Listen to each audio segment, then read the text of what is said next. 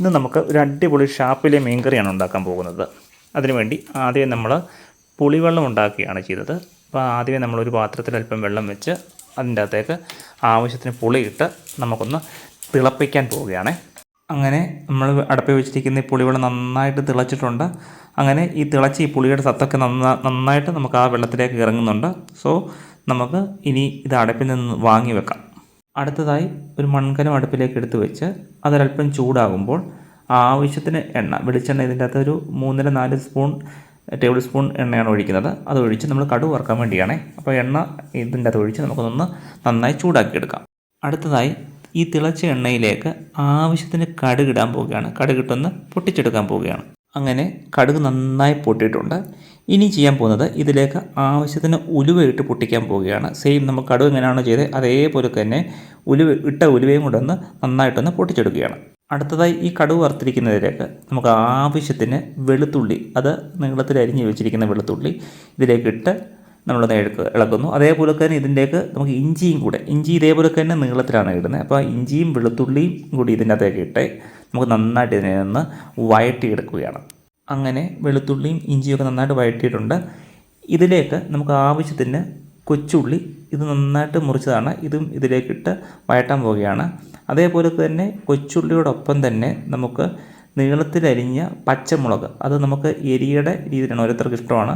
അപ്പോൾ ഇതിൻ്റെ അത് നമുക്കൊരു 3-4 പച്ചമുളക് നീളത്തിൽ കീറി അരിഞ്ഞ് വെച്ചിരിക്കുന്നത് അത് ഈ ഉള്ളിയുടെ കൂടെ ഇട്ടൊന്ന് നന്നായിട്ടൊന്ന് വഴറ്റിയെടുക്കാൻ പോവുകയാണ്.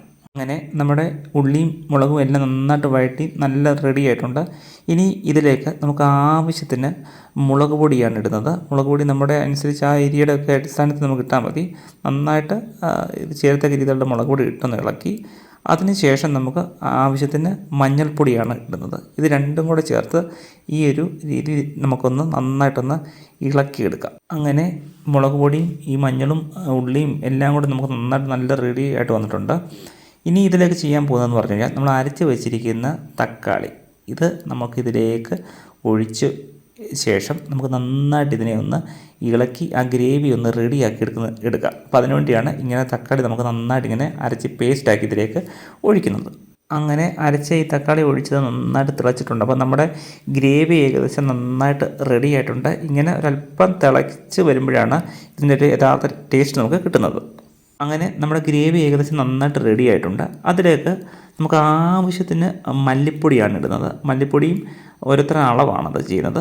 അപ്പോൾ ഇവിടെ ഞാൻ ഒരല്പം കൂടെ മല്ലിപ്പൊടി ചേർക്കുകയാണ്. എന്നിട്ട് ഇതിനെ നന്നായിട്ട് ഈ ഗ്രേവി ഒന്ന് കൊഴുക്കത്തക്ക രീതിയിൽ നമുക്കൊന്ന് നല്ല വൃത്തിക്ക് ഒന്ന് ഇളക്കിയെടുക്കാം.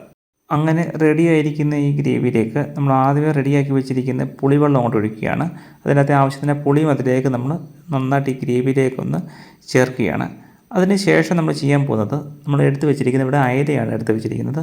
ഏകദേശം 1 കിലോ അയല നന്നായിട്ട് പീസാക്കി വെച്ചിട്ടുള്ള അയലയാണ്.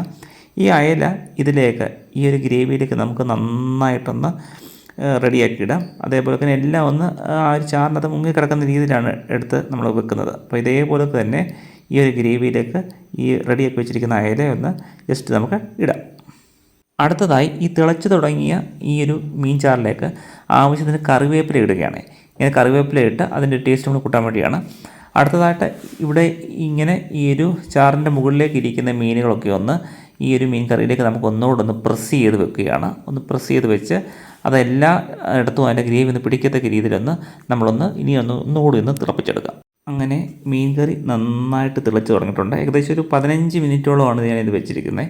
ഇനി ഇതിലേക്ക് നമുക്ക് വാങ്ങുന്നതിന് മുമ്പ് ആവശ്യത്തിന് വെളിച്ചെണ്ണ, ഇവിടെ ഞാൻ അല്പം വെളിച്ചെണ്ണ ഒന്നുകൂടെ ഒഴിച്ചതിന് ശേഷം ഇനിയും ചെയ്യാൻ പോകുന്നതെന്ന് പറഞ്ഞു കഴിയുമ്പോൾ ഇതിൻ്റെ അല്പം നമുക്ക് ഉലുവ പൊടിയാണ്. ആദ്യം ഉലുവ നമ്മൾ ചേർത്തു, ഇവിടെ നമുക്ക് ഉലുവ പൊടിച്ചതാണ് ചേർക്കുന്നത്.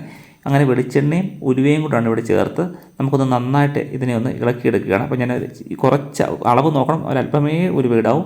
അതിന് ശേഷം നമുക്ക് ഒന്ന് ഈ ഒരു മീൻ കറി ഒന്ന് നമുക്ക് നന്നായിട്ടൊന്ന് മീൻ ഉടയാത്ത രീതിയിലൊന്ന് മീനൊന്ന് ഇളക്കി കൊടുക്കാം.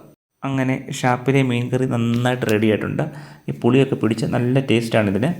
ഇനി നമുക്ക് പാത്രത്തിലേക്ക് നമുക്ക് സെർവ് ചെയ്യാൻ പോവുകയാണ്. അപ്പോൾ ഇതെല്ലാവരും നിങ്ങളൊന്ന് ട്രൈ ചെയ്ത് നോക്കണം. എളുപ്പത്തിൽ തന്നെ നമുക്ക് വീട്ടിലുണ്ടാക്കാൻ പറ്റുന്ന ഒരു വിഭവമാണ്. അപ്പോൾ വീഡിയോ ഇഷ്ടപ്പെട്ടെങ്കിൽ നിങ്ങളൊന്ന് ലൈക്ക് ചെയ്യുക, സബ്സ്ക്രൈബ് ചെയ്യുക, ഷെയർ ചെയ്യുക. Thank you.